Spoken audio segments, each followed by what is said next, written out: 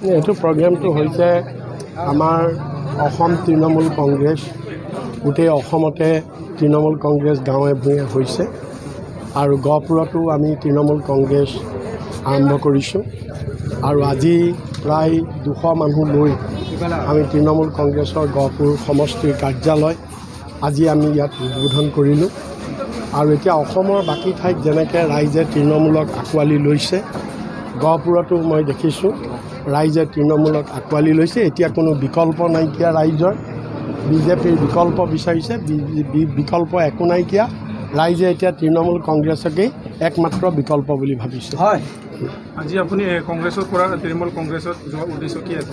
এইটোতো আৰু বহুত দিন হৈ গ'ল, এবছৰ হৈ গ'ল, মই বহুত আগতেই ক'লোঁ এইটো কথা। আজি চৰকাৰখন আপুনি কি ক'ব বিচাৰিছে? কি ক'লে?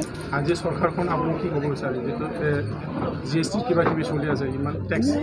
আজিৰ চৰকাৰখন নামত আছে, এই চৰকাৰখনত ৰাইজৰ কোনো সদিচ্ছা নাই আৰু এইখন চৰকাৰ হৈছে ৰাইজৰ টেটু চেপা দিয়া চৰকাৰ।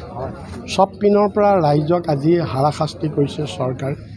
এপিনেদি গণতন্ত্ৰ পূৰা ধ্বংস কৰিছে, একনায়কত্ববাদী চৰকাৰ চলিছে, স্বৈৰাচাৰী চৰকাৰ চলিছে, চৰকাৰৰ যি ইচ্ছা তাকে কৰিছে আৰু ইফালেদি পুঁজিবাদী চৰকাৰ চলিছে।